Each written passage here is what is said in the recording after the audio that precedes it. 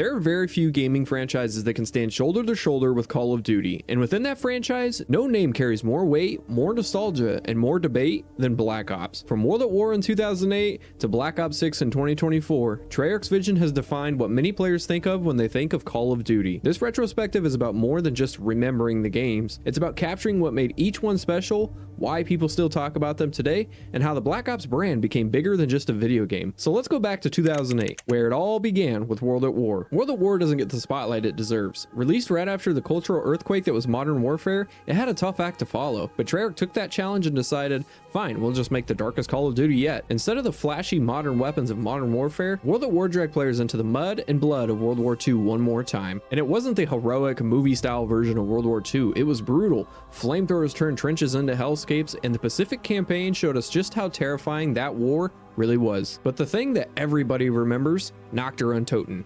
Zombies. At the time, it was supposed to be nothing more than a weird little extra mode. No story, no lore, just you, a pistol, and endless rounds of the undead. Players didn't even know what to think of it at first. Wait, I beat the campaign and now I'm fighting zombies? But it clicked. It was addicting. It was fresh. And it was the seed that would grow into one of gaming's biggest subcultures. And here's the crazy part. Without World at War, there's no Kino der Toten, no Origins, no zombie storylines, and no decade-long obsession. This was the accident that built an empire. Multiplayer, meanwhile, was classic COD. Dogs barking through your headset, Juggernaut sponging your bullets, and the infamous MP40 mowing people down like a lawnmower. People complain about balance today, but World at War said what balance? And then handed you an MP40 that could two-shot at any range. But still, people loved it. World at War wasn't special, but it set the tone. Treyarch had arrived, and with their next game, they would make Call of Duty history. Black Ops 1 was different. It wasn't just a shooter. The 1960s setting, the numbers, Mason. It felt like Treyarch had stepped out of Infinity Ward's shadow and said, this is ours. The campaign was one of the best in Call of Duty history. Conspiracies, brainwashing, JFK, the numbers sequence burned into every COD player's brain. It was gritty, but it was also stylish. It was less about storming beaches and more about paranoia,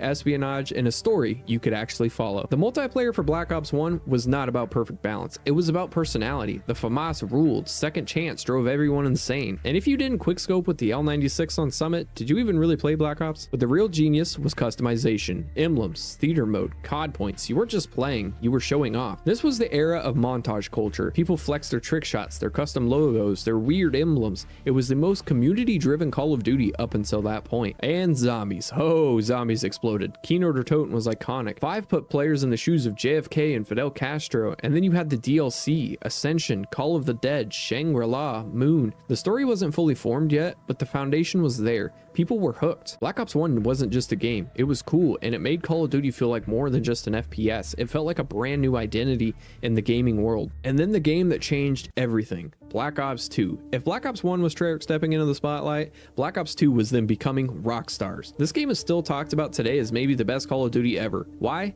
Because it nailed almost everything. The campaign blew people away, multiple endings, branching choices. The infamous press F to pay respects moment had not happened yet, but Black Ops 2 gave players something new, control. The choices mattered, and it was unheard of in a COD campaign. Now, multiplayer was where Black Ops 2 became legendary. Pick 10, create a class, changed everything. The kill streaks and the map design were absolutely timeless. Raid, Standoff, Hijacked, Yemen, Plaza. This is the Mount Rushmore of COD maps. Even casual players know them by heart. This is where quickscoping really took off. Quickscoping in Black Ops 2 wasn't just gameplay, it was a lifestyle. Trickshotting lobbies, 1v1s on Nuketown, clan battles. The sniper community became the community. FaZe, Optics, Soar, and right here in Colt, they weren't just clans, they were shaping YouTube culture. People didn't even play Call of Duty and still watch these COD montages. That's how big it got. The zombies for BO2 gave us Transit, which people hated at the time, but later realized it was ambitious. We also got Mob of the Dead, Buried, Origins. Zombies wasn't just an extra anymore, it was its own empire. Black Ops 2 wasn't just a game that people liked, it was a movement, and that's why so many fans call it peak. Now we're moving on to some of the weirder entries in the franchise. By the time Black Ops 3 arrived, COD was experimenting. Advanced Warfare had introduced jetpacks, and people were divided, but Black Ops 3 perfected it. The campaign, forgettable, sure, but multiplayer and zombies carried this game. The movement system was smooth, wall running, thrust jumps, it felt futuristic without being clunky. And the weapons, the VMP, the MAA7, the RK5, you remembered them if you played. Customization went to another level with specialists. Love them or hate them, they gave the game personality. And the maps? Combine, Fringe, Infection. These became fan favorites fast. But zombies in Black Ops 3 wasn't just a mode, it was the mode. Shadows of Evil introduced a whole new aesthetic. The Giant gave us nostalgia. And then the DLCs delivered what might be the best zombie season ever. Derision, Zetsubo no Shima, Grad Krovi, Revelations. The storyline came full circle, and people still debate it today. And Black Ops 3 also gave us the Steam Workshop for custom zombies. Suddenly, players weren't limited to Treyarch maps, they can make their own. This extended the life of the game for years. Even now, people still play BO3 zombies like it's brand new. Black Ops 3 didn't just succeed, it reinvented and showed what Call of Duty could be and would become. Black Ops 4 is a little bit controversial, but let's give it credit. The campaign, non-existent, didn't exist, but multiplayer and Blackout, the first real battle royale Call of Duty had ever attempted. Multiplayer stripped away specialists even though they were still there. It brought back boots on the ground and was snappy and fast paced. The time to kill was debated, it was a little bit long, but once you got used to it, the gunplay felt solid. Zombies though was divisive. Some people loved 9, Voyage of Despair, and Dead of the Night. Others felt the magic was just gone, but it was still ambitious. The real standout was Blackout. Before Warzone, this was COD's first shot at BR. Although it didn't last, it paved its way. The map combined Nuketown, Fire Range, Verruct. It was basically COD's greatest hits, all in one giant sandbox. Black Ops 4 wasn't perfect, but it experimented. It kept the franchise moving forward. Now we're moving on to the post-Modern Warfare 2019 era of Black Ops, and it's entirely different. Cold War was, like I said, different, built on a new engine, tied to Warzone, and it released during the pandemic. It had a rocky launch, but there was a lot to love. The campaign was stylish. It blended espionage with player's choice again. Multiplayer was divisive with skill-based matchmaking,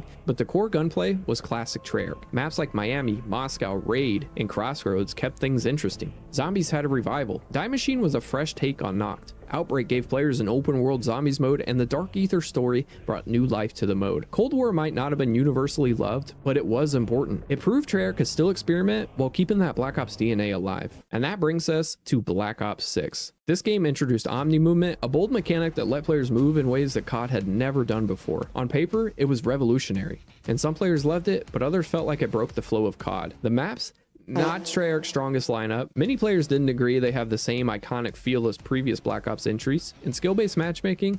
Oh, skill-based matchmaking. It was more prominent than ever, frustrating casuals and sweats alike who just want to have fun. But credit where it's due, Black Ops 6 still carried that Black Ops name. The campaign is tied to a 90s setting, something never done before in Call of Duty, and multiplayer had flashes of brilliance. It may not stand as tall as Black Ops 2 or Black Ops 3, but it still tried to push COD into new territory. The Black Ops series is one of Call of Duty's crown jewels. From World at War's raw brutality, to Black Ops 2's golden age, to Black Ops 3's endless zombies replayability, Treyarch built a legacy that no other subseries can touch.